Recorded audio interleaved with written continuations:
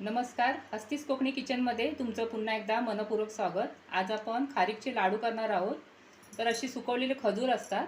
हे खजूर मी फोडून याची आतील बी मी काढून टाकलेली आहे. काय करायचं, एक अशी जड वस्तू घ्यायची आणि खारीकवर एक दोनदा तरी अशी मारायची आणि त्यातली बी काढून टाकायची. तर आता हे खारीक आपण कढईमध्ये सुकेच असे कोरडे भाजून घेऊया. तर इथे मी 50 ग्रॅम मी एक खारीक घेतलेली आहे आणि वाटीने बघाल तर एक वाटी भरलेली आहे. आता हे खारीक आपण कोरडेच असे भाजून घ्यायचे. गॅसची आधी ते मोठीच करा. तर आता हे नरम आहे, थोडे कडक झाले की नंतर आपण हे काढून घेऊया. आता इथे कढई खूप गरम झालेली आहे, तेव्हा गॅसची आग लहान करा आणि चांगले भाजून घ्या. आता कढईचं तापमान थोडं कमी झालेलं आहे, तर गॅसची आग आता मोठी करायचे आणि चांगले भाजून घ्यायचे. आता खारीक आपले छान भाजले गेले. गॅसची आग कमी करा आणि खारीक काढून घ्या.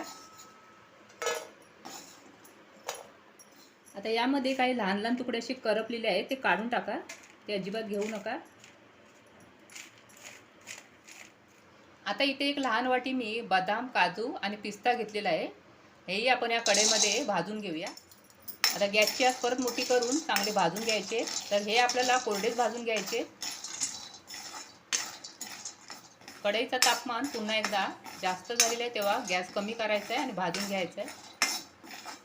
तर काजू आणि बदामचा बघा रंग बदललेला आहे, छान असे भाजले गेले. काढून घेऊया. आता आपल्याला सुकं खोबरं भाजायचं आहे, तर कढई आधी पुसून घ्या. सुकं खोबरं आपल्याला मंद आचेवरतीच भाजून घ्यायचं आहे. तर इथे मी एक वाटी सुकं खोबरं किसून घेतलेलं आहे. आता हे मी भाजून घेत आहे. तर खोबऱ्याचाही रंग बघा गुलाबी झालेला आहे. आता आपण काढून घेऊया. जास्त वेळ भाजत ठेवायचा नाही. आता आपण तीळ भाजून घेऊया. तर इथे मी 2 मोठे चमचे तीळ घेतलेला आहे आणि गॅसची आग इथे मी आता बंद करत आहे. कारण कढई आधीची गरम आहे, त्यामुळे लगेच भाजले जातील. तर तीळ मी 1 मिनिटभर परतवून घेतले. आता काढून घेऊया. तर सर्व वेगवेगळ्या ताटलीमध्ये आपल्याला हे सर्व साहित्य काढून घ्यायचे. आता हे सर्व साहित्य चांगले थंड झाले का मग मिक्सरमध्ये आपण वाटून घेणार आहोत. तर सर्व साहित्य आता थंड झालेले आहे. आपण एक एक करून मिक्सरला बारीक करूया. तर सर्वात आधी आपण खारीक बारीक करून घेऊया. तर मिक्सरचं भांडं घ्यायचं, यामध्ये खारीक टाकायचे आणि हा जो गाळ उरलेला आहे, हा थोडा करपलेला, हा टाकून द्यायचा आहे. तर आपण खारीक बारीक करून घेतली. आता काढून घेऊया. तर आता हे बाजूला ठेवूया आणि यामध्ये बदाम, काजू आणि जो पिस्ता घेतलेला आहे तोही आपण बारीक करून घ्यायचा आहे. तर सुका मेवा देखील बारीक करून झालेला आहे, काढून घेऊया. आता हे आपण बाजूला ठेवूया आणि यामध्ये तीळ टाकायचे. तीळ आता वाटून घ्यायचे. तर तीळही वाटून झालेले आहेत. आता यामध्येच आपण सुकं खोबरं घालूया आणि वाटून घेऊया. सुकं खोबरं जास्त असं वाटू नका, थोडंफार फिरून घ्या मिक्सरला आणि लगेच बंद करा. सुकं खोबरं आणि तीळ वाटून झालेलं आहे. आता यामध्येच आपण सर्व साहित्य परत एकदा घेऊया. तर हे आता खजूर जे वाटले ते घेतलेत. त्यानंतर सुका मेवा घालायचा आहे आणि यात मी 1 मोठा चमचाभर मनुके घालत आहे आणि पाववाटी गूळ घालत आहे. कारण खारीक आपलं गोड असतं, त्यासाठी आधी थोडंच गूळ घाला. जर लागलं तर परतही टाकता येईल. आता हे एकदा फिरून घेऊया, म्हणजे गूळ जो आपण टाकलेला आहे तो यामध्ये छान असा मिक्स होईल. तर या लाडूच्या मिश्रणामध्ये मी थोडं 1 मोठा चमचाभर अजून गूळ टाकत आहे. तर मी खाऊन पाहिलं आहे, तर मला थोडं गोड कमी वाटतं आहे, म्हणून मी 1 मोठा चमचाभर आणखीन गूळ टाकला. तर पाववाटीपेक्षा थोडा गूळ आपल्याला जास्त लागत आहे. आता मी बारीक करून घेते. पण त्याआधी आपल्याला यामध्ये चिमूटभर वेलची पूड देखील घालायची आहे. जास्त पण वेलची पूड घालू नका, अगदी चिमूटभर टाकायची आहे. आणि आता थोडंसं फिरून घ्यायचं आहे. तर आता हे मिश्रण छान असं एकजीव झालेलं आहे आणि याची गोडीही बरोबर आहे. गुळाचं प्रमाण मी परत एकदा सांगते, पाववाटीपेक्षा थोडं गूळ जास्त लागलेलं आहे. आता एका ताटात आपण काढून घेऊया. आता या मिश्रणामध्ये आपण साजूक तूप घालणार आहोत. तर साजूक तूप आपण थोडंसं गरम करून घेऊया.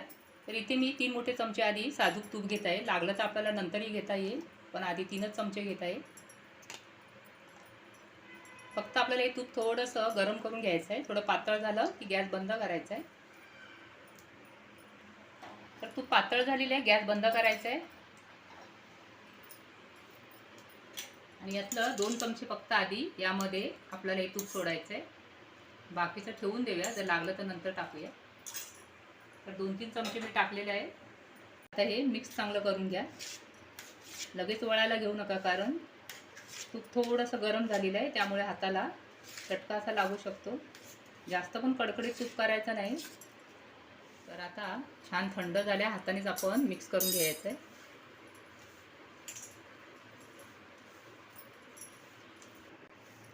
आता आपण लाडू वळून बघूया. जर नाहीच झाले तर आपल्याला यामध्ये तूप टाकायचं आहे. जेवढं तुम्हाला लाडू लहान मोठे करायचे त्याप्रमाणे मिश्रण घ्या आणि मग लाडू वळून घ्या.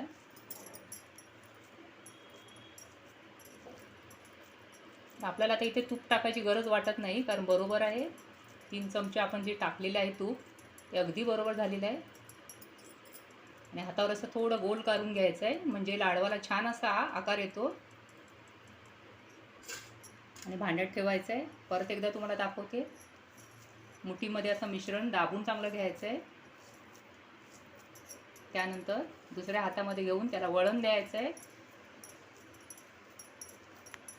चांगलं वळून झालं की नंतर मग हातावर असं गोल करायचं आहे, म्हणजे त्याला लाडूला छान असा गोल असा आकार येतो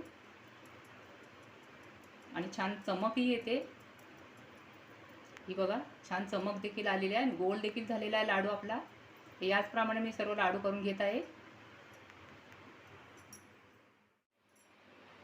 तर आपले लाडू झालेले आहेत. आणि इथे एक तुम्हाला तुपाबद्दल सांगायचं आहे. आपण घेताना 3 मोठे चमचे तूप घेतलेलं, पण जेव्हा आपण गरम केलं तेव्हा 5 चमचे तूप झालं. त्यातलं आपण 3च चमचे तूप घेतलेलं आहे पातळ केल्यानंतर. तेव्हा तुपाचं प्रमाण तुम्ही त्याप्रमाणेच घ्या. कधी तूप जास्त टाकू नका, नाहीतर तुम्ही केलेले लाडू थपके होतील. आणि इथे आपण जे साहित्य घेतलेलं त्या साहित्यापासून 9 लाडू झालेले आहेत. आणि जर तुम्हाला 1 किलोचे लाडू करायचे असतील तर याप्रमाणे तुम्ही प्रमाण वाढवा आणि ते लाडू करून घ्या. तर तुम्हाला ही रेसिपी कशी वाटली आणि हिवाळ्यामध्ये हे लाडू करून पहा आणि मला कमेंटमध्ये सांगा. व्हिडिओ आवडला असेल तर लाईक करा, शेअर करा, नवीन असाल तर सबस्क्राईब करा. परत भेटूया अशाच एका मस्त रेसिपी बरोबर. तोपर्यंत विश्रांती घेऊया. धन्यवाद.